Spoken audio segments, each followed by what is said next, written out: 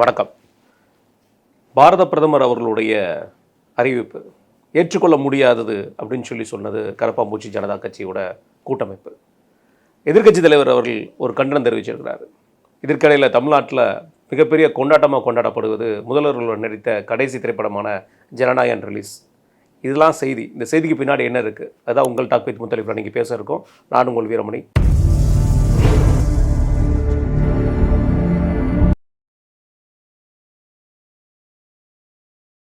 அண்ணா வணக்கண்ணா. வணக்கம். ஆனால் இன்றைக்கி தமிழ்நாடு முழுக்க ஒரு கொண்டாட்ட தினம் மாதிரி எந்த பக்கத்தில் மீடியாவில் போய் பார்த்தாலே ஜனநாயகன் ஜனநாயகன் ஜனநாயகன் சொல்லி அவரோட கடைசி படம் ரிலீஸ் ஆகிருக்கு. மீடியாவை கழிச்சிட்டு பாருங்கள். மீடியா கழிச்சு பார்த்தாலும் சோசியல் மீடியாலே அதை தான் தெரியுது. ரெண்டையும் கழிச்சிருங்க.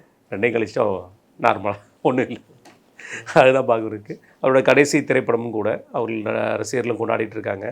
அதே மாதிரி அவருடைய அமைச்சர்கள் இன்றைக்கி எல்லாருமே இந்த படத்துக்கு போய்ட்டு பார்த்துருக்காங்க. அவங்களுடைய உணர்வுகளை எப்படி பார்க்குறீங்கண்ணா? உணர்வுகளை விஜயை விட நல்லா நடிக்கிறாங்கன்னு பார்க்குறேன். விஜய் சினிமாவில் நடித்தார், இவர்கள் நிஜ வாழ்க்கையில் நடிக்கிறாங்கன்னு பார்க்குறேன். பொதுவாக தங்கள் தலைவர்களை கவர்வதற்காக, அட்டென்ஷன் சீக்கிங்காக அரசியலில் எல்லாருமே இந்த வேலையை பண்ணுவாங்க.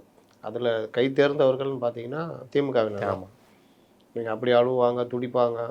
வைகோ, துரைமுருகன், இந்த மாதிரி பல பேரை பார்த்துருக்கோம். கண்ணீர் சிந்தி அதெல்லாம். அதிமுகவிலையும் ஜெயலலிதா காலத்தில் துடித்தவங்களெல்லாம் பார்த்துருக்கோம். அதனால் இப்போ இங்கே விஜய் நடித்த படம், கடைசி படம் வெளியே வருது. அது சில பேர் ரசிகர்கள் இருப்பாங்க. இப்போ இருக்கிற அமைச்சரில் சில பேர் தீவிர ரசிகர்களாக இருப்பாங்க. அது கண் கலங்குதுன்னா ஏன் கலங்குதுன்னு தெரில. சரி, ஒரு வெற்றி பெற்றுட்டோம் மாறா அப்படின்னு மாதிரி கண் கலங்குதான்னு தெரியல. ஆனால் கண் கலங்கும் போது சுற்றி கேமரா இருக்கு, எனக்கு அதுதான் பிரச்சனையாக இருக்குது. அதில் கடைசிட்டு வர சிரிக்க வர எடுத்துகிட்டு போங்கடான்னு சொல்லிட்டு அதெல்லாம் வீட்டில் துக்கம் இருந்தால் கூட ரொம்ப பேர் வெளியே காமிச்சிக்க மாட்டாங்க, அப்படி இறுக்கமாக இருப்பாங்க. தனியாக போய் அழுதுட்டு வந்துடுவாங்க. ஆமாம், ரொம்ப இதாச்சுன்னா. இல்லாட்டி அவனாவது வந்து கிளறி விடுவான். அப்போ மட்டும் கண்ணீர் வரும், அப்படி இது பண்ணிட்டு கம்மி வந்துடுவாங்க. ஆக்சுவலாக துக்கன்றது அதுதான். சில பேர் பயங்கரமாக ஒப்பாரி வைப்பான், அடுத்து என்ன செஞ்சுக்கிற மதியானம் அப்படின்வான். ஆக்சுவலாக ஒழுங்காக உண்மையான தூக்கம் இருக்கிறவன் பல விஷயங்களில் அவன் அதை வேறு இது பண்ணிக்க மாட்டான். சாப்பாடு கூட சாப்பிட மாட்டாங்க. அந்த மாதிரிலாம் ரொம்ப பேர் இருக்காங்க. அமைதியாக இருந்துருவாங்க. சில பேர் அழுதுன்னுவாங்க, அழக்கூட முடியாது தூக்கத்தில். அந்த மாதிரி இருக்காங்க. தனியாக இருக்கும்போது அழுதுகிட்டு இருப்பாங்க. இது துக்கத்தில் ஒரு வகை. ஆனந்த கண்ணீர் அப்படின்றது வந்து வரும் தான்.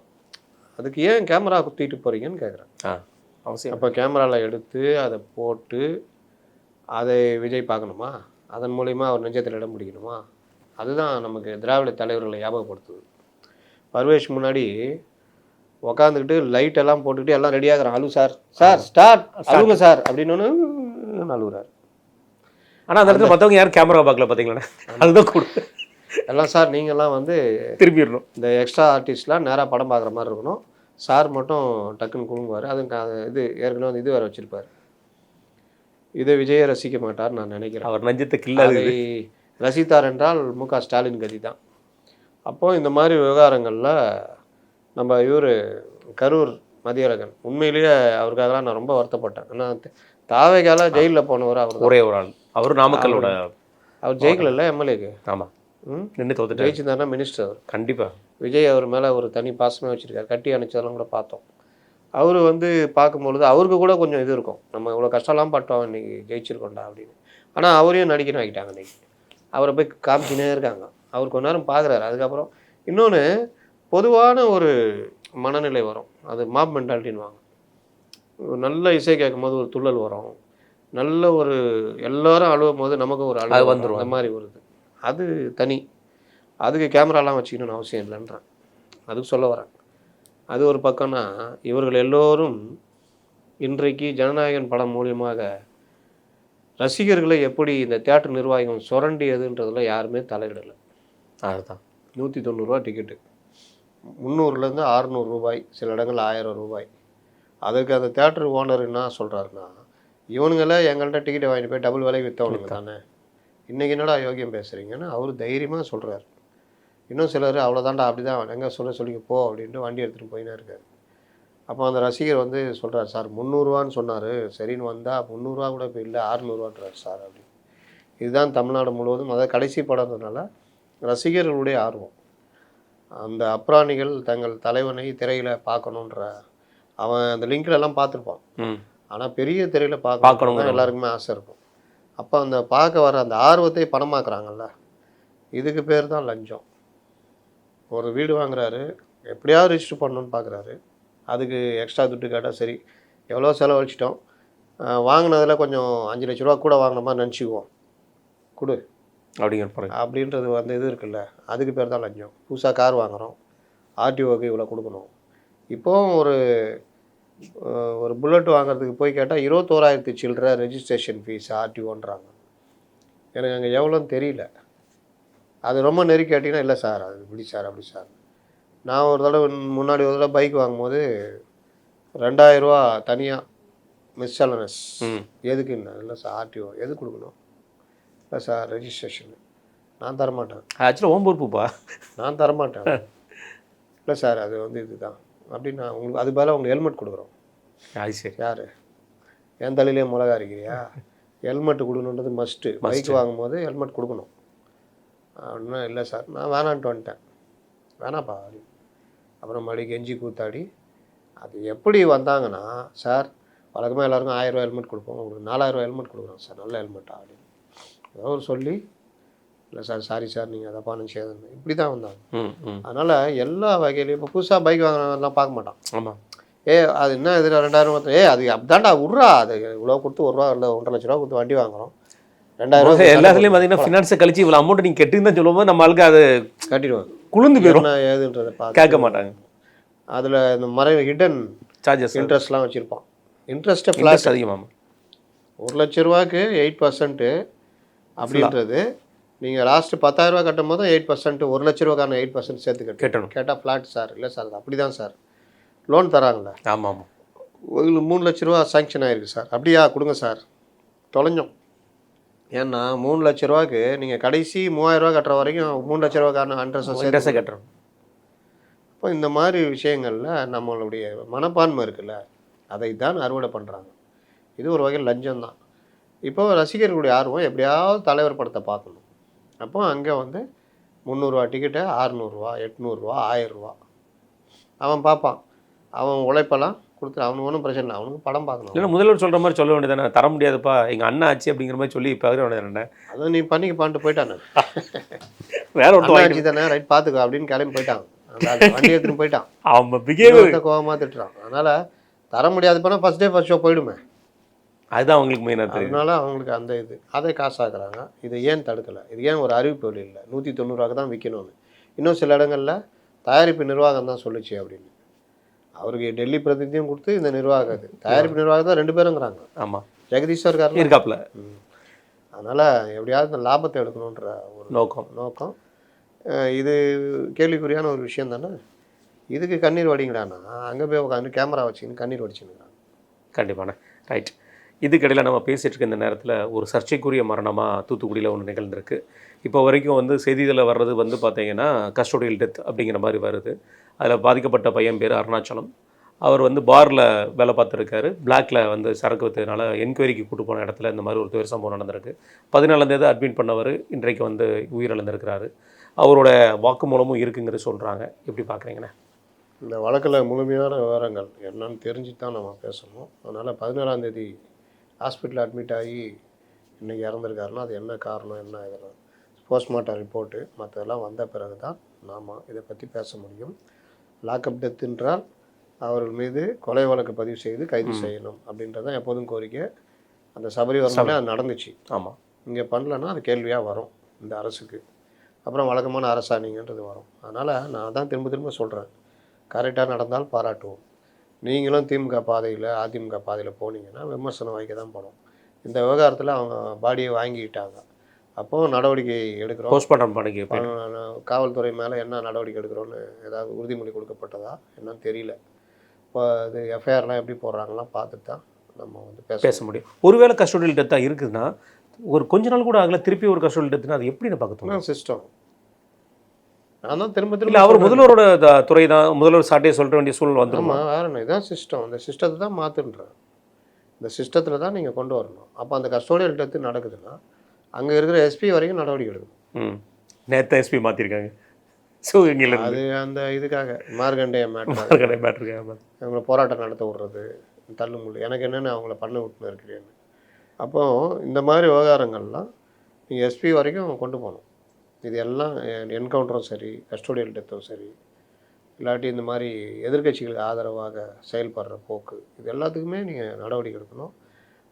போலீஸ் சிஸ்டத்தை மாற்றணும். அந்த அந்த போலீஸுடைய தன்மை, நீ பிடிச்சிட்டு போறியா, என்ன தண்டனையோ அதுக்குரிய இதை பண்ணு. எதுக்கு கொடூரமாக போட்டு அடிக்கிற? நிதி நிர்வாகத்தில் ஏமாற்றி கோடிக்கணக்கில் எல்லார் வயிற்றுலையும் அடிச்சிருப்பான். அவனை மரியாதை கொடுத்து சேரில் உட்கார வச்சு சிசிபியில் விசாரிப்பாங்க. புகார் கொடுத்தவன் வெளியில் நின்றுட்டு இருப்பான். இவனுக்கு மரியாதை கொடுத்து கூல்ட்ரிங்க்ஸ் வாங்கி கொடுத்து சாப்பாடு வாங்கி கொடுத்து விசாரிச்சுட்டு அமுச்சு வைப்பான். அவன் அப்படியே கொண்டு போவான். அதே காசுலேயே அவன் ஆளுங்களை வேலைக்கு வாங்குவான். அவனுக்கு கொடுக்குற மரியாதை அவனெல்லாம் போட்டு வெளுக்கணும்.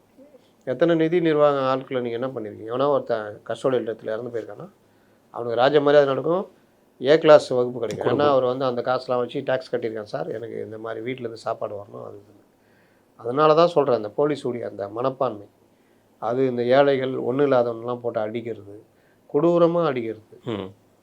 கேட்டால் அடிக்கவே கூடாதான்னு, நீ அடிக்கிறதுக்கும் கொடூரமாக தாக்குறதுக்கும் சார் இல்லை. 4 பேர் ஒரே நேரத்தில் உட்காந்து அடிச்சிருக்குங்கிற மாதிரி சொல்கிறதெல்லாம் கொடூரமான விஷயம். நம்மள ரிப்போர்ட் சபரி வருமுன்னா கட்டி போட்டு கைதிகள் அடிச்சிருக்காங்க. அப்போ அதுக்கு பின்னாடி என்ன, அந்த சதியை விசாரிக்கணும். இது ஏதோ எனக்கு லாக்அப் டெத்து மாதிரி தெரியல. இது சிறைச்சாலையில் பண்ணது ரொம்ப பேர் அறிவுரை சொல்லியிருந்தாங்க. கஸ்டோடியல் டெத்து இல்லை, அது ஜுடிஷியல் டெத்துன்னு, அது எல்லாம் எங்களுக்கு தெரியும். பேசும்போது சில வார்த்தைகள் வரதெல்லாம் வச்சு வரும். அப்படியே ஜுடிஷியல் டெத்து அந்த சிறைச்சாலையில் 8 விசாரணை கைதிகள் அடிச்சிருக்கான்னா அது வேற ஏதாவது முன்பகையை வச்சு. அவரோட ப்ரொஃபைலும் பார்த்தா சாதாரண ப்ரொஃபைலாக தெரியுது. அந்த சபரிவர்மனோட ப்ரொஃபைலும் அதான் என்னென்ன அவனை தான் அடிச்சு கொள்வாங்க, அடிச்சு கொள்றாங்க. நான் இப்போ என்னங்க சொன்னேன், நிதி மோசடி பண்ணவங்கலாம் அப்படியே ஒரு போலீஸ் அடிக்கல, உள்ள வச்சு அடிக்கலாம்ல. ஒரு பஞ்சையை தான் எல்லாம் போட்டு திருடன்னு உதைக்குது, பெரும் பட்டாடைகள் இதுக்குள்ளே உலாக்குதுன்னு அன்னைக்கே 50கள்லேயே பட்டுக்கோட்டை எழுதியிருப்பார். ஆமாம், பட்டாடைக்குள்ளே திருடனுங்க மறைஞ்சிட்டு சுற்றுறானுங்க. பட்டாடைகளுக்குள்ளன்னா அர்த்தம் வசதியாக வசதி வாய்ப்புகள். இங்கே அரெஸ்ட் பண்ணுறாங்கன்னு தெரிஞ்சவொடனே, பணம் போகிறாங்கன்னு தெரிஞ்சவொடனே சிங்கப்பூருக்கு எஸ்கேப்பு. அங்கே போயிட்டு மாறுவலி, என்னது அலர்ஜி, அப்புறம் இன்னொரு ஏதோ ஒரு நோய், இந்த 3க்கும் இந்தியாவில் மருத்துவமே கிடையாது. ரொம்ப கஷ்டம். அவர் ஹாஸ்பிட்டலே கிடையாது. இந்தியாவிலே மருத்துவம் கிடையாது. அதனால் சிங்கப்பூர் போயிட்டார். ஆனால் இவர்கள் தான் சொல்லுவாங்க தமிழகத்தின் அரசு மருத்துவமனைகள் சிறப்பாக இருக்குது. ஒரு மந்திரி ஒரு ஆளும் அரசு மருத்துவமனையில் போகிறதே கிடையாது. யாராவது கஞ்சிக்கு செத்தவன் கம்யூனிஸ்ட் கட்சிக்காரன் அந்த மாதிரி யாராவது தான் அங்கே. அப்போது இந்த மாதிரி விவகாரங்கள்லாம் இவர்களுக்கு என்ன ஆதாரம் காட்டுறது, பெருமை அது பண்ணுறது. அவங்க போலீஸ் கூட அவங்கள்ட்ட பார்த்தீங்கன்னா, சார் ப்ளீஸ் சார், என் காரில் வர்றேன் இல்லை சார், சாரி சார், மேலே வந்து பார்த்துன்னு இருக்கிறாங்க சார், தப்பாக ஆகிடும் சார். அந்த கூட்டு போகிறது அந்த மார்கண்டேன் அந்த ஒரு அம்மா, இன்ஸ்பெக்டர் அம்மா கூட்டு போவாங்க பார்த்தீங்கன்னா, அவர் உள்ள சிறை ஜாலியாக இருக்குது. அதுதான் இன்னைக்கே ஜாமீன் கேட்டுருக்கிறது இல்லை, ஜாலியாக இருக்குது, நல்லா இருக்குது, செம்மையாக இருக்க தான் செய்யும். விசாரணை கைது தானே நீ, விசாரணை கைதுன்னா அதுக்கேற்ற மாதிரி எம்எல்ஏ வேறு, அப்புறம் ஜெயிலர்லேருந்து எல்லாம் பார்த்துக்குவோம். ஒரு நேற்று வீடியோ பார்த்து இன்றைக்கி ஜாமீன் கேட்ட ஜட்ஜி முன்னாடி இருந்தாருன்னா அவர் அதான் சொல்லுங்கள், நீ நல்லா தானே பாருங்க, இருப்பா ஜாமீன் அப்படி இருப்பாங்க. நீங்கள் ஜாமீன் நிபந்தனையில் கையெழுத்து போட மாட்டாங்க. அங்கே வந்துக்கிட்டு மேலும் ஒரு மனு போடுவாங்களாம், எங்களை துன்புறுத்தக்கூடாது விசாரணை என்கிற பெயரில். அது தனி. நீ முன்ஜாமீனுக்கு நிபந்தனைக்கு போய் கையெழுத்து போட்டியா? அதுக்கே இல்லையே. இதுன்னா நீங்கள் 2 பேரும் சட்டத்துக்கு மேலானவங்களா? அப்போ இந்த மாதிரி போக்குகள்லாம் வந்து பணம் படைத்தவன் என்னன்னா பண்ணலாம், உச்சநீதிமன்றம் வரைக்கும் போய் நீதி நேர்மைன்னு வாங்கிட்டு வரலாம். இல்லாதவன் ஒன்றும் இல்லாமல் அவ்வளோதான். இன்றைக்கி விசாரணை கைதிகள் சிறையில் பல ஆயிரம் பேர் என்னன்னு தெரியாமல் வருஷ கணக்கில் இருக்காங்க, துன்புறுத்துறாங்க. நீதிமன்றமே சொல்லி துன்புறுத்ததில்லை, சிறை ஜாமீன் கூட ஜாமீன் கிடைக்காமல் கிடக்குறாங்க. ஜாமீன் கிடைத்து ஆள் இல்லாமல், சியூரிட்டி கொடுத்து கூப்பிட்றதுக்கு ஆள் இல்லாமல் இருக்காங்க. இதெல்லாம் அரசு, இந்த தமிழக அரசு கூட அந்த மாதிரி கைதிகள் எல்லாம் வெளியில் எடுத்து அவங்களுக்கு இந்த சியூரிட்டியெல்லாம் பேசி பண்ணணும். இப்போ நீதிமன்றம் இப்போ லேட்டஸ்ட்டாக ஜட்ஜி யாரோ பேசியிருந்தாங்க, ஆயிரக்கணக்கான விசாரணை கைதிகள் இருக்காங்க. இதில் இவர்களுக்கு கேஸ் கிடைக்கலன்னா என்ன பண்ணுவாங்கன்னா, அவங்க மேலே இன்னும் 2-3 கேஸ் ஏற்றுவாங்க. உள்ளே இருக்காங்க ஆனால் ஏற்றுறது அந்த பீரியடில் பண்ணப்போ இவன் தான் சொல்லு இவனா அப்படின்னு. அவன் யார்கிட்ட போய் இது பண்ணுவான்? இலவச வக்கீல்னா அப்படியே வாதாடி கழட்டி மாட்டுருவாரா? ஒன்றும் பண்ண முடியாது. அவர்னா என்ன படம் அது, ஜெய் பீம் சூர்யாவா இல்லை மனிதன் பட உதயநிதியா? அதனால் இதெல்லாம் வந்து யதார்த்த உண்மைகள். இதை தான் சிஸ்டம்னு சொல்கிறோம். இதை மாற்றுறது ரொம்ப முக்கியமான கஷ்டம். ஆக்சிடெண்ட் கேஸில் ஆக்சிடெண்ட் பண்ணி அரெஸ்ட் ஆன டிரைவர் பல வருஷமாக உள்ளாகிறாங்க. அதுக்கு தண்டனை கொடுத்தா கூட 1 வருஷம் 2 வருஷம் தான் கொடுக்க முடியும். ஆமாம், பல வருஷமாக இருக்கிறாங்க. 2000 ஃபைனு அந்த மாதிரி தான் போக முடியாது.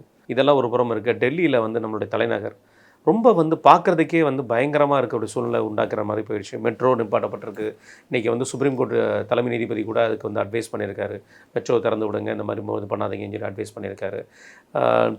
நேற்று நைட்டு முழுவதும் பார்த்தா அது போராட்டக்களம் மாதிரியே கொண்டு போகிறாங்க. அந்த காக்ரோச் ஜனதா பார்ட்டி சார்பாக இருக்கக்கூடிய அங்கே இருக்கக்கூடிய இளைஞர்களாக அல்லது மாணவர்களாங்கிறது தெரியாத மாதிரி ஒரு சூழலில் பத்திரிகையாளர்கள், ரிப்போர்ட்டர்ஸ் எல்லாருமே பெண்களை முனக்கொண்டும் வந்து ரொம்ப தரக்கட்ட நிலவில் நடத்திக்கிட்டு இருந்தாங்க. பெண் காவலர்களை வந்து அசிங்கமான பிஹேவ் பண்ணிகிட்டு இருந்தாங்க. எப்படி புரியல நீங்கள் சொல்கிறது? பெண் காவலர்கள்ட்டெல்லாம் பிஹேவியரில் அசிங்கமான பிஹேவியர் பண்ணாரு. அங்கே உள்ள மாணவர்களாக இளைஞர்களோ அங்குள்ள போராட்டக்காரர்கள். இது பல வீடியோக்களுமே நமக்கு வந்து சர்ச்சைக்குரிய வீடியோக்கள் நம்ம பார்க்கப்படுது. இது ஒரு புறம் இருக்க, இன்றைக்கி வந்து பிரதமர் அவர்கள் இன்றைக்கி காலையில் அனௌன்ஸ்மெண்ட் பண்ணது சிறப்பு, அதாவது விரைவு நீதிமன்றம் மூலமாக உடனடியாக தீர்வு இதுக்கு கொண்டு வருகிறோம் அப்படிங்கிற ஒரு வார்த்தையை சொல்லியிருந்தார். கரப்பாம்பூச்சி ஜனதா பார்ட்டி சார்பாக அதை ஏற்றுக்கல, நிராகரிக்கிறாங்க. எப்படி பார்க்குறீங்கன்னா, ஜந்தர் மந்தருக்கு நீங்கள் வாங்க அப்படிங்கிற மாதிரி கேள்வி, இதெல்லாம் எந்த மாதிரியான தாக்கம், இது எப்படி பார்க்குறீங்க நீங்கள்? காக்ரோச் ஜனதா பார்ட்டி அந்த அபிஜித் தீபக் அவன் வந்து பார்த்தீங்கன்னா ஆம் ஆத்மியிலேருந்து வந்தோன்னு சொன்னான். இன்னொன்று அவன் ஒரு ஜாலிக்கு உருவாக்குனது, அவன் சோஷியல் மீடியா பார்க்குறவன் ஆம் ஆத்மிக்கு அந்த ஜாலிக்கு உருவாக்குனது தான் அந்த இது. இன்றைக்கி அது வந்து ஒரு சக்தியாக மாறி இருக்குது. அனைத்து கட்சிகளும் அதில் போயிட்டு ஒட்டுண்ணி வேலை பார்க்கணுன்னு ஒட்டின்னு இருக்காங்க. இதை ராகுல் காந்தி பண்ணுறது மிகப்பெரிய அயோக்கியத்தனம். என்கிட்ட கூட கமெண்ட்ஸில் ஒருத்தர் கேட்டார், பின்ன அரசியல் பண்ணாமல் என்ன பண்ணுவாங்கன்னு. அரசியல் பண்ணுறது வேறு, இது வேறு. நீங்கள் வந்து அரசியல் பண்ணணுன்னா அவரை ராஜினாமா பண்ண வைக்க சொல்லி கேட்குறது அரசியல் பண்ணுறது. பிரதமர் வீடு முன்னாடி போய் முற்றுகையிட்டு பண்ணுறது, அப்புறம் வந்து இத்தனை தடவை கசிவு ஏற்பட்டிருக்குன்றீங்க. எல்லா ஆட்சியிலும் எல்லா காலத்திலும் வினாத்தாள் கசிவு நடந்திருக்குது. 2004லேருந்து 2014 வரைக்கும் 157 தடவை வினாத்தாள் கசிவு ஏற்பட்டிருக்கு. சேம் அதே எண்ணிக்கை இவர்கள் பிரிவில் நடந்திருக்கு. அப்போ இந்த இந்தியா முழுவதும் பல்வேறு இதில் அப்போ இந்த வந்துட்டு பெரிய குற்றச்சாட்டு மாதிரி படம் ஆனால் படம் வரைவார். அவர் போயிட்டு படம் வரையினா நீ 2004 2014 எடுத்து படம் வரையணும்ல. ஆமாம். அப்போ இந்த இதில் என்னென்னா, மாணவர்கள் இவர்கள் பண்ணுற அரசியல் மக்களால் நிராகரிக்கப்பட்ட அரசியலாக மாறிவிட்டது. பீகாரில் போயிட்டு எஸ்ஐஆர்னு தேர்தல் நடைமுறையை பெரிய அளவில் எடுத்துக்கிட்டு இதே மாதிரி படம் போட்டு காமிச்சிங்கன்னா எஸ்ஐஆர் ஓட் ஷோர்னாரு. மக்கள் நிராகரித்து துரத்தி விட்டாங்க. ஆமாம். காங்கிரஸ் கட்சிக்கு இவரால், இந்த குடும்பம் சோனியா காந்தி, ராகுல், இவர்களால் பிரியங்கா ஏதாவது லாபமானு பார்த்தா ஒன்றும் இல்லை. இவர்கள் தான் அதில் லாபம். ஊழலை பற்றி இன்றைக்கி பேசுகிறவங்கலாம் வதேரா பற்றி பேசுவாங்களா? அப்போது இந்த மாதிரி இந்த குடும்பம் இவர் நினச்சா போயிடுவார் வெளிநாடுகளுக்கு, மாலத்தீவு அங்கங்கன்னு போயிடுவார். நினச்சா இங்கே வந்து திடீர்னு அரசியல் பண்ணுவார். மற்றபடி இவர் பெரிய அளவில் ஒரு தலைவராக இந்தியா முழுதும் சுற்றுறது போகிறது வரதெல்லாம் கிடையாது. தேர்தல் நடக்குதுன்னா இவர் என்ன நினச்சிவாங்கன்னா, 2 தடவை போய் பிரச்சாரம் பண்ணால் நமக்கு ஓட்டு விழுந்துடும் நினைக்குது. பீகார்லேயே அப்படி தான் போட்டு அவரை கவுத்தாங்க. இப்போ இந்த மாதிரி பண்ணி ஒன்றும் இல்லாமல் போய் காங்கிரஸ் கடைசி அத்தியாயத்தை எழுதிக்கிட்டு இருக்குது. காங்கிரஸ் யாரும் ஏற்றுக்கிற மாதிரி இல்லை. ராகுல் பிரதமர்னால் காங்கிரஸ்குள்ளே கூட ஏற்றுக்க மாட்டாங்க. அந்த மாதிரி நிலமையில் இந்த தன்னெழுச்சியாக இந்த மாணவர்கள் வர்றதை வந்து இவர் பயன்படுத்திக்கிது. இவர் இதில் குதிச்சுட்டு நீட்டுக்கு எதிராக பேசுகிறார். வினாத்தாள் கசிவு, நீட்டு வேணான்னு சொல்ல வேண்டியது. அது பேசவே மாட்டேங்காங்களே. ஏன் வேணான்னா கொண்டு வந்தது இவங்க தான். அப்போ வினாத்தாள் கசிவு பற்றி 152ன்றாரு. நம்ம அந்த எண்ணிக்கை சொல்லிட்டோம். 2014 4லேருந்து 16 வரைக்கும். இவர் ஒரு பக்கம். இதில் இவருக்கு தனிப்பட்ட விஷயம் என்ன, பிரதமருக்கு எதிராக நேற்று பண்ண சொன்னோம். மற்ற அமைப்புகள் இன்றைக்கி பார்த்தீங்கன்னா அந்த பஞ்சாப் அமைப்பு உள்ளே இறங்கிச்சு. ஆமாம். இந்த அமைப்புகள் தான் போன விவசாயிகள் போராட்டத்தில் தேசிய கொடி இறக்கிட்டு காலிஸ்தான் கொடி ஏற்றின கும்பல். அதை இன்றைக்கி ஒருத்தர் தமிழ்நாடு பத்திரிகையாளர், இதை பாருங்க இவரெல்லாம் இறங்கிட்டாங்க, இவங்களுக்கு வந்து வால் வச்சுக்கிறதுக்கும் வேல் வச்சுக்கிறதுக்கும் சட்ட ரீதியாக அனுமதி கொடுத்துருக்கு. பார்த்தீங்களா? வால் வைப்பது மத சம்பிரதாயம் கொடுத்துருக்காங்க. ஒரு சின்ன இதாவது வச்சுக்கணும், அதே மாதிரி ஒரு வளையம் உடம்புல இருக்கணும் அப்படின்றதுலாம் அவங்க மத சம்பிரதாயம். அதெல்லாம் மதித்து தான் டர்பன் கட்டுறது. மிலிட்ரியில் கூட போலீஸ்லலாம் டர்பன் தாடிக்கெலாம் அவங்களுக்கு பர்மிஷன் உண்டு. இந்த மாதிரி விஷயத்துக்குலாம் அனுமதி இருக்குது. வாழை வச்சு யாரையா வெட்டுறதுக்கு யாரா பர்மிஷன் இருக்குது அவங்களுக்கு? இல்லை, இவங்க வந்துட்டாங்க, விமானத்தில் சொல்லவே முடியாதான். விமானத்தில் கூட வாழை எடுத்துக்கொள்ள. ஆமாம், ஆனால் விமானத்தில் சக பயணியை வெட்ட முடியுமா? அதுக்கப்புறம் நீ என்ன கதியாகவும் தெரியாதா? அப்போ இவர்கள் தான் போன தடவை விவசாயிகள் போராட்டத்தில் அவங்க எல்லாரையும் ஓட விட்டாங்க. அன்னைக்கு கவர்மெண்ட்டு சில விஷயங்களை நியாயமாக பார்த்ததுனால அந்த கொரோனா காலம் பல இது வந்து பண்ணாங்க. எலெக்ஷன் சொல்லணும்னா எலெக்ஷன் 6 மாதத்தில், அதனால் எல்லா விஷயத்திலும் அனுமதிச்சு போனாங்க. இன்றைக்கி வந்துட்டு நீ வேலும் வாலும் வச்சுக்கிட்டு இவர்கள் வந்து இருக்கிறனால தான் போலீஸ் அங்கே வந்து நகராமல் இருக்குதான். இல்லாட்டி போலீஸ் வந்து இவங்க தான் ப்ரொடெக்ஷனும். யார் மொத்தமே 4 பேர் நிற்கிறான். அதுக்கப்புறம் ஏற்கனவே 5 மணிக்கு போலீஸ் வந்தாங்க தெரில, எல்லாத்தையும் வளைச்சிட்டாங்க, எங்களுக்கு இடம் போகிறதுக்கு இடம் இல்லை. அதுக்கு அடுத்த வீடியோ தான். இன்னும் பல இடங்கள்ல போலீஸ் இவர்கள் அடிக்கிறது இதெல்லாம் பார்த்தீங்கன்னா கடுமையாக இருக்குது. அதுக்கு அபிஜித் என்ன சொல்கிறாருன்னா, பாஜக குண்டர்கள் உள்ள வந்துட்டாங்க, நீயே ஆர்கனைஸ்டு பார்ட்டி கிடையாது, ஆமாம், நீ ஏதோ சொல்கிற, மற்றவங்க அனுப்பி விட்றாங்க, உள்ளே வந்துட்டாங்க எல்லாரும். அதில் கண்ட அஜெண்டாவில் உள்ள வரோம், எல்லா அஜெண்டாவும் இருக்குது. தமிழ்நாட்டில் இந்த கோஷம் பார்த்தீங்களா, இந்த ஆசாதி, அது பாவம் இந்திய கம்யூனிஸ்ட் கட்சி செல்லரிச்சு போய் அப்படியே ஓரத்தில் ஒட்டினுக்குது. திமுக வாங்கி சாப்பிட்டுக்குன்னு அப்படியே இருந்துச்சு. இப்போ அவங்க வந்து இன்றைக்கி தாவேக்காக வந்துட்டு இப்போ புலம்பினுக்கிறாங்க. இப்போ அந்த கட்சி அமைச்சர் பதவி கேட்டுனுக்குது இப்போ தாவேக்கால. ஏன்னா அவங்களால முடியல, அதான் உண்மை, முடியாது. ஸ்டாலின் அண்ணா டேடி பார்த்துக்கிட்டாப்புல, இவங்க வந்து இன்னும் சரியாக பார்த்துக்க தெரில. அப்போ அவர்கள் இளைஞர் பெருமன்றம்னு ஒன்று இருக்குது, மாணவர் பெருமன்றம்னு ஏதோ ஒன்று இருக்குது, அதெல்லாம் எங்கே இருக்குன்னு தெரியாது. டைபி எஸ்எஃப்ஐயாவது ஓரளவுக்கு கண்ணுக்கு தெரியும். அப்போ இவர்கள் என்ன பண்ணுறது, ஏன் ஆஃபீஸில் வந்து உள்ள வந்து பண்ணிக்கோங்க. அங்கே அந்த கோஷங்கள்லாம் பார்த்தீங்கன்னா ஒரு ஆர்கனைஸ்டு டீம் கோஷமாக தான் இருக்கும். பொதுவாக கோயிலில் சாமி ஆடும் போது பாட்டு போடுவாங்க, அந்த உடுக்கெல்லாம் அடிப்பும் போது எல்லாருக்கும் ஒரு இது வரும் தெரியுமா, ஒரு கிரிப் வரும். சினிமா பார்த்துட்டு நீங்கள் அழுகுறாங்களே, இவர்களை கேமரா வச்சு அழுகுறாங்க, கேமரா வைக்காமல் பார்த்துட்டு அழுகுறவங்க அந்த இதில் ரசிகர்கள்லாம் இருப்பாங்க. பாட்டு பாடும்போது ஒரு கூஸ் பம்புன்றாங்கல்ல, ஆமாம், அதோடைய உண்மையான இது என்னென்னா ஹிஸ்டீரியா, அதோடைய லோ வெர்ஷன். ஹை வெர்ஷன் தான் ஹிஸ்டீரியா அதிகமாக வருது. அப்போ இந்த மாதிரி இசை கேட்டும்போது நம்ம ஒரு துள்ளல் வருதுல்ல, இந்த மாதிரி இந்த ரோட்டில் சாவு எடுத்துகிட்டு போய் மோளம் அடிப்பாங்களே, நம்மள அறியாமல் டான்ஸ் ஆட தோணும், அப்படி ஆட்டிக்கிட்டு இருப்போம். அதுக்கெல்லாம் காரணம் வந்து ஒரு வகையான நம்ம உணர்ச்சியை தூண்டுறது. அந்த வகையில் ஆசாதி ஆசாதி யார் இவங்க கொடுக்குறாங்க. அதுக்கப்புறம் அது எல்லாருக்கும் அந்த இது பற்றிக்கிச்சு. ஆமாம், அது என்னன்னு தெரியாதுல்லண்ணே, அது எந்த மொழியும் கூட தெரியாது. அப்போது நான் அவங்கள குறை சொல்லலை, இந்த அமைப்பு உள்ளே போகிறதில்ல, அதோடைய அஜெண்டா உள்ள திணிக்கும். ஜல்லிக்கட்டு போராட்டத்தில் ஜல்லிக்கட்டை நீக்கக்கூடாதுன்னு சொல்லி தான் குரூப்பை இறக்குனாங்க. அதுக்குள்ளேயே பின்னாடியே ஒரு அரசியல் இருக்குது. ஓபிஎஸ்ஸு ஈரவாயிடக்கூடாதுன்னு ஓபிஎஸ்ஸை வில்லன் ஆக்கணும்னு சசிகலா மற்றவங்களாம் எல்லாருமே அந்த அன்னைக்கு இருந்த காவல்துறையெல்லாம் அனுமதியோடு தான் உள்ள, இல்லாட்டி பீச்சில் கூட கூட்ட முடியுமா, இவ்வளோ பெரிய கூட்டம். அதை பார்த்துக்கிட்டோன்னா எல்லாம் உள்ளே வந்துட்டாங்க. ஓபிஎஸ்ஸை கூப்பிட்டு இந்த உன் கையால் நிறைவேற்றி கொடுக்குறோம், நீ போய் நல்ல பேர் வாங்கிக்கணும்னு மத்திய அரசு பண்ணி விட்டுச்சு. ஜல்லிக்கட்டு நாயகன் ஒரு வந்தார், அதில் அவர்களுக்கு ஃபெயிலியர். ஆக்சுவலாக நடராஜன் சசிகலா அவங்க தான் அந்த கிட்டத்தட்ட அந்த இதெல்லாம். ஆமாம், அதுக்கு பிறகு தான் நீ இவ்வளோ தூரம் ஆடுறியான்னு தூக்கி விட்டாங்க ஓபிஎஸ்ஸை. அன்றைக்கி ஜல்லிக்கட்டு போராட்டம் எல்லாம் முடிஞ்சு ஓபிஎஸ் வந்து அறிவித்த பிறகு ஜல்லிக்கட்டு கோரிக்கைக்காக வந்தவங்களாம் கலைஞ்சு போயிட்டாங்க. நைட்டு 1 மணிக்கு சொல்கிறாங்க, காலைல 4 மணிக்கெலாம் கூடாரம் காலி. ஆனால் பர்சனல் வேறு அஜெண்டா வச்சுருந்தவங்களாம் அங்கே நின்றுட்டு போக மாட்டேன் அப்படின்னு பீச்சில் போய் போராடி இருந்தாங்களாம். எல்லாருக்கும் தடியடி. அதை எப்படி திருப்பினாங்க, கடைசியில் ஜல்லிக்கட்டு போராட்டக்காரங்களாம் தடியடி பண்ணாங்க அப்படின்னு விசாரணை கமிஷன்லாம் வச்சாங்க. அந்த விசாரணை கமிஷன் ஒன்றும் பெருசாக அப்புறம் இதாக வேலை செய்யலை.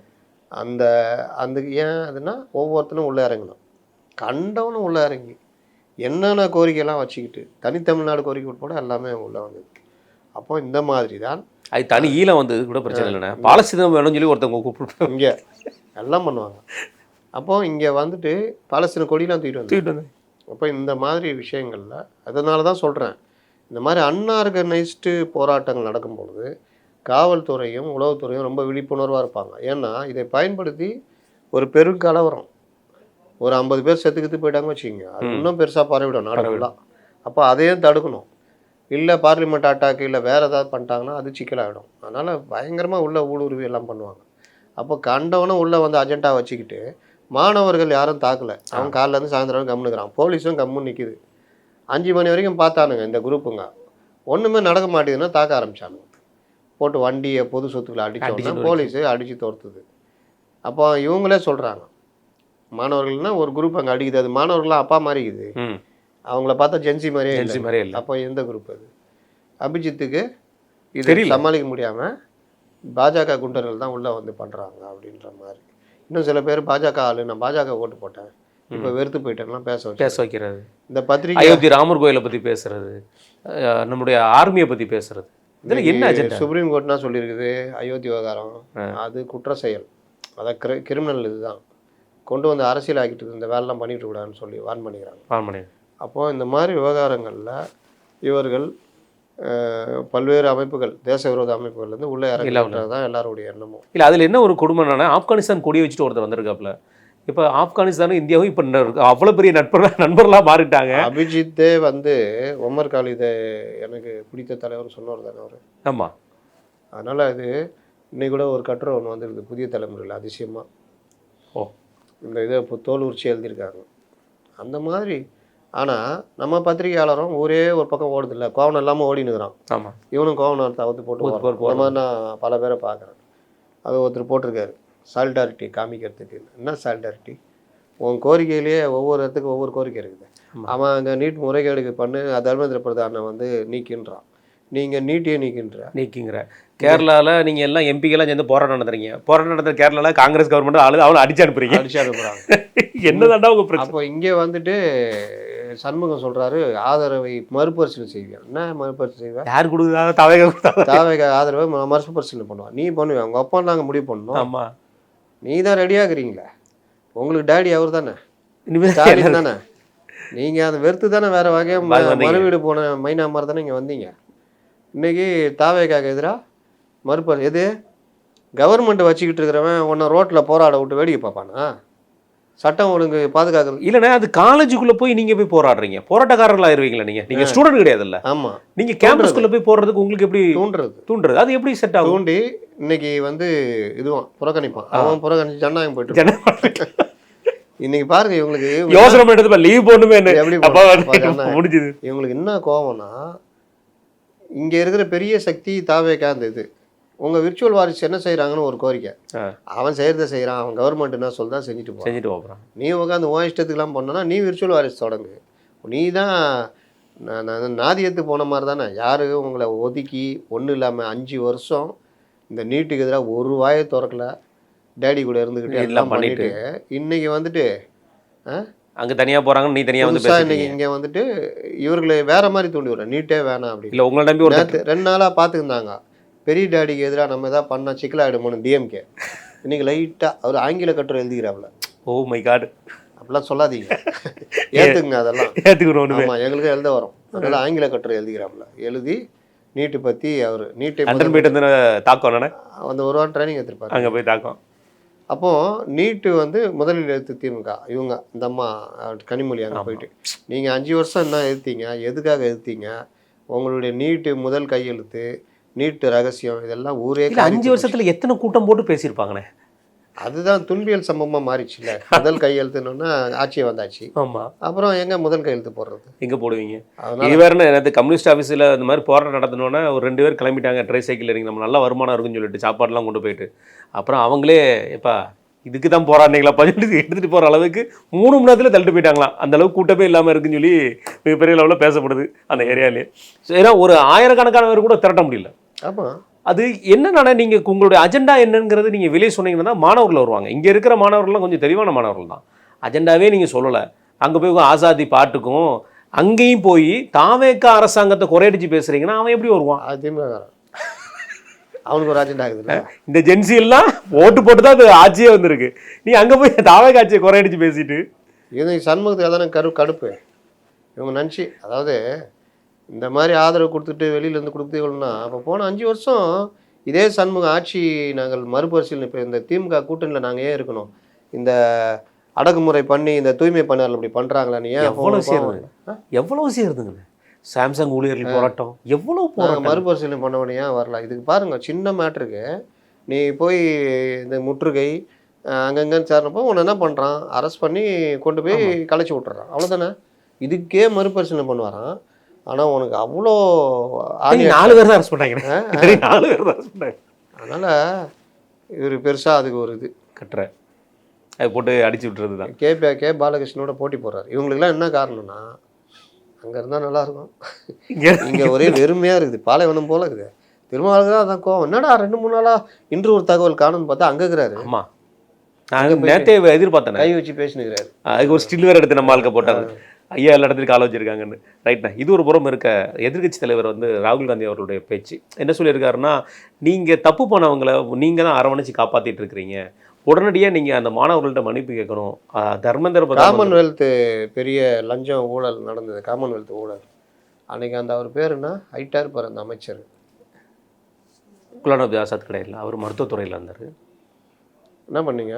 அவரெல்லாம் காப்பாற்றுனீங்களா? அவரை வந்து ரிசைன் பண்ண வச்சிங்களா? கிடையாதுண்ணே. இல்லை, அப்படிலாம் மன்னிப்பு கேட்குறாந்தா நீங்கள் உங்கள் பாட்டி பண்ணதுக்கு, உங்கள் அப்பா பண்ணதுக்கு, உங்கள் சித்தப்பா பண்ணதுக்குலாம் யார்கிட்ட மன்னிப்பு கேட்பீங்க? எவ்வளோ ஒரு விஷயம் இருக்குது.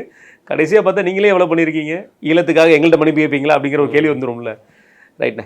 இது ஒரு புறம் இருக்க. பிரியங்கா காந்தி அவர்கள் வந்து மத்திய பிரதேசத்தில் அசோக் கெலாட் அவர்கள் ஆட்சியில் இருக்கும்போது கடைசியாக வந்து மிகப்பெரிய லெவலில் ஒரு பேப்பர் வந்து லீக் ஆச்சு. அப்போ பிரச்சாரத்தில் சொன்ன வார்த்தை, இது தேசிய வியாதி, இது தேசிய நோய், இது எல்லா இடத்துலையும் இருக்கக்கூடிய விஷயம்தான், இதை நம்ம தீர்மானிக்கவே முடியாது அப்படிங்கிறது பிரியங்கா காந்தி சொன்ன. பிரியங்கா காந்தி நேற்று அவ்வளோ பெரிய அளவில் குற்றச்சாட்டை பற்றி பேசியிருக்காங்க. நேற்று அவரை பற்றி பேசணும், இன்றைக்கி இவங்களையும் பற்றி பேசிட்டா கொஞ்சம் நல்லாயிருக்கும் பார்க்குறேன். நீங்கள் எப்படி பார்க்குறீங்க? அதாவது நான் திரும்ப சொல்கிறது, இவர்களுக்கு இளைஞர்கள் இல்லை அனுபவம் இல்லாத ஒரு காரணமான காங்கிரஸ் இதை கையாள தெரியாமல் கையாளுதான். நீங்கள் அவங்களுக்கு வந்து இன்றைக்கி கையை விட்டு எல்லாம் போயிடுச்சு. அப்போ எதை தின்றால் பித்தம் தெரியும்ன்றது தான் திமுகவும் சரி இவர்களுக்கும் சரி. திமுக ஏன் ஜென்சி கூட்டம் நடத்தின்னு இருக்காங்க? தோத்துட்டதுக்கு காரணம் 1000 காரணம் இருக்குது. ஆனால் இவருடைய நோக்கம் எல்லாம் யங்ஸ்டர்ஸ்லாம் அவனு ஓட்டு போட்டாங்களா, அந்த யங்ஸ்டர்ஸை கூப்பிடணும். எந்த யங்ஸ்டர்ஸை கூப்பிட்றீங்க? உங்கள்கிட்ட இருக்கிறத ஆளே கூப்பிட்டு உட்கார வச்சுக்கின்னு அவனுக்கும் எதாவது கவனிச்சா தான் அவனும் வருவான். அவன் வந்து உட்காந்துக்கிறான். அவன்கிட்ட போய் தாத்தா தாத்தா பெரியார் தாத்தா, ரெட்டை கோலை ஒழிச்சார் எங்கள் தாத்தா, துண்டு போட விடாமல், இதே தான் டியூனு. ஆமாம், துண்டு போடாமல் பண்ணீர்களே, தடுத்தார் எங்கள் தாத்தா, ரெட்டை கோலை ஒழித்தார் எங்கள் தாத்தா. இன்றைக்கா இருக்குது. ஆமாம், 50 வருஷத்துக்கு முன்னாடி நடந்தது. அதுக்கு முன்னாடி உங்கள் தாத்தா மட்டுமா போராடினார்? முக்கியமாக போராடினது கம்யூனிஸ்ட்டுக்கு. ஆமாம், அடினா திருப்பி அடின்னு சொன்னாங்க. மேலப்புறப்பத்தூர் எதிராக சாட்டைப்பால் சவுக்கடி அடித்தா அடிக்கு திருப்பி அடி. சீனிவாச ராவ்னு இருந்தார், அந்த அந்த விடுதலை 2ல் வருவார், அந்த கிஷோர் நடிச்சிருப்பார். அந்த ரோல் சீனிவாச ராவ் ரோல். அது அது என்னமோ ஒரு ஊருக்குள்ளே நடக்கிற மாதிரி சினிமாக்காரன் தானே எடுப்பாங்க. ஆமாம், ஏதோ ஒரு குழு மாதிரி ஆர்கனைஸ்டு. இது தமிழ்நாடு முழுவதும் விவசாய சங்கங்களை ஒருங்கிணைச்சி அவர் சீனிவாசராவ் பண்ணார். அந்த போராட்டம் தான் பல விஷயங்களை சாதிச்சது. கம்யூனிஸ்ட்டுகள் இறங்கி ஊருக்கு 10 பேர் இறங்கி பண்ணாங்க. அடினா அடி, இதுனா இது. அந்த பயம்தான் அன்னைக்கு. அந்த இதுக்கு அந்த நிலச்சுவாந்தார்கள் இவங்கெல்லாம் யாருன்னா காங்கிரஸ்காரன். இந்த கேப்பில் தான் நம்ம கட்சி வளர்க்கணுமேன்னு சொல்லிட்டு இவர்கள் ஒரு சமூக கட்சியாக தான் வெளியே வராங்க. அந்த கட்சிக்கு ஒரு பேர் இருந்தது திமுக. ஆமாம், வந்துட்டு இதை கையில் எடுக்கிறாங்க. கையில் எடுத்துகிட்டு இல்லாத இதெல்லாம் பண்ணி நீங்கள் அந்த கீழ்வெண்மணி கொளுத்துனது காங்கிரஸ்கார ஒரு நிலச்சுவந்தார் தான். அண்ணா கதறி அடிச்சுட்டு ஓடினார். ஏன் ஓடினாருன்னா, திமுகவுக்கு முதல் பெரிய பழி அது. எதுவுமே பண்ணலை அந்த மக்கள், விவசாய மக்களுக்கு. அதுக்கு பிறகு விவசாயிகளுக்கு பெரிய அளவில் துணை நின்றது இடதுசாரி இயக்கங்கள் தான். விவசாயிகளுக்கும் சரி, ஒடுக்கப்பட்ட மக்களுக்கு, தாழ்த்தப்பட்ட மக்களுக்கு, பட்டியலின மக்களுக்கு. ஆனால் இன்றைக்கி வந்துக்கிட்டு அதுக்காக கட்சி தொடங்கிட்டு அப்புறம் இந்த இது நடிகர்கள் எல்லாரையும் உள்ளே இறக்கி திராவிடம், இந்தி, மொழின்னு கொண்டு வந்து இடதுசாரி, அதாவது வர்க்க போராட்டத்தை பின்னுக்கு தள்ளி இன போராட்டம், மொழி போராட்டம், அதை உணர்ச்சி மிகு போராட்டங்களை முன்னுக்கு வச்சு திமுக ஆட்சிக்கு வந்துட்டு இன்றைக்கி தியாகினா இவங்க தான் பேசிக்கிட்டு இருக்காங்க. பாளையங்கோட்டை சிறை ஒன்று எங்களுக்கு புதிதல்லவா? ஆமாம், நாளைக்கு இவர் ஒரு தியாகி ஆகிடுவார், மார்கண்டேயன். இவர் தியாகி. 5 நாட்கள் எங்களுடைய தீரன் தியாகி மார்கண்டேயன் உள்ளே சிறைவாசம் அனுபவித்தது இன்று நினைத்தாலும் எனக்கு கண் கலங்குகிறது. அவர் மகனுக்கு பயந்து கூட போயிருக்கலாம், அதை நம்ம சொல்ல முடியாது. ஆமாம், ஒரே டே என்னடா மனப்பாடம் பண்ணிட்டு அதை வந்து ஊருக்கு போகிற அன்றைக்கி டிக்கெட் போட கிடக்கு. ஆமாம், பாடி have 2 hands, every 2 hands have 5 fingers. எப்படியாவது திமுக ஒரு பீஸ் மாட்டிடுதுன்னா ரால் மெட்டீரியல். எனக்கு தெரிஞ்சு வருங்காலத்தில் ஆர்எஸ் பாரதியா கூட மாறலாம் இந்த பையன். இதில் வேற இப்போ ஆர்எஸ் பாரதி தான் சொல்லினாருன்ற மாதிரி ஒன்று கிளப்பி விட்டுருக்காங்க. அந்த மாதிரி போயிட்டு அதனால் இவர்கள் கூத்து எல்லாமே இவர்களுக்கு ஆள் கிடையாது. அந்த ஆள் பிடிக்கிற வேலை சல்லீஸாக வந்து மாட்டுது. சல்லீஸாக மாட்டும் போது ஆளாளுக்கு பூந்து அவன் எனக்குன்னு வாரிக்கிறாங்க. இல்லை எதனால உங்களுக்கு ஓட்டு விழலை அப்படிங்கிற காரணம் தெரிஞ்சுட்டு அதையே ஃபாலோ பண்ணி ஜென்சியை வச்சு பேச வைக்கிறீங்களே. அவரை பற்றி அவதூறா பேசுனால தான் முதல்வர், இன்றைக்கு இருக்கிற முதல்வர் பற்றி அவதூறா பேசுனால தான் உங்களுக்கு ஓட்டே வரல. அது பேசுனதுனால இல்லை, இன்னை வரைக்கும் பேசிட்டே இருக்கீங்க. அதை திருப்பியும் ஜென்சியை வச்சு பேச வச்சீங்கன்னா சினிமாவுக்கு போறாரு அப்படின்றாங்க. அவர் வேலையெல்லாம் முடிச்சுட்டு அவர் போய் பார்க்க போறாரு. ஆமாம், நைட்டு தான் போயிருக்காரு. உங்கள மாதிரி அந்த போராடிக்கிட்டு இருக்கும் போது கூலி படமா பார்த்தாரு, இல்லாட்டி இங்கே மீனவர்கள் லூப் சாலையை அகற்றணும்னு அவங்க போராடிட்டு இருக்கும்போது ஐபிஎல்லாக பார்த்தாரு. குடும்பத்தோட போய் உட்காந்து ஐபிஎல்லாம் பார்த்து ஒரு மேட்ச் பார்த்தீங்கன்னா சரிங்களா, ஒவ்வொரு மேட்சும் பார்த்தீங்கன்னா அந்த ஐபிஎல் மேட்சை அரசியல் களமாக மாற்றினாங்க. ஆமாம், ஓபிஎஸ் அவர்களை போய் சந்திச்சு என்ன கதை. அப்போ அன்னைக்கு ஐபிஎல் பார்த்ததை கண்டிக்கல, அன்னைக்கு கூலி படம் பார்த்ததை கண்டிக்கல. விட்டா எங்களுக்கு 2 டிக்கெட் கொடுத்தா நானும் வந்திருப்பேன், பாலகிருஷ்ணன் வந்திருப்போம்ல. அவர் யாரு இல்லை, உங்களுக்கு கொடுத்தவங்க ஒருத்தர் வந்துக்கிறாரு. யார் அவரு? சு வெங்கடேசன் தான் ஆகுன்னு. இன்னைக்கு சு வெங்கடேசன் அப்படியே பொங்குறாரு. நான் வந்து ஒத்திவைப்பு தீர்மானம் கொடுத்துருக்கேன், ரிஜ்ஜு தான் கூப்பிட்டுன்னு இருக்காரு, பேசு உள்ளே போங்க. போராட்டம் எங்கே வச்சு நடத்தினுக்கிறாங்க? கேண்டீன் பக்கத்தில்.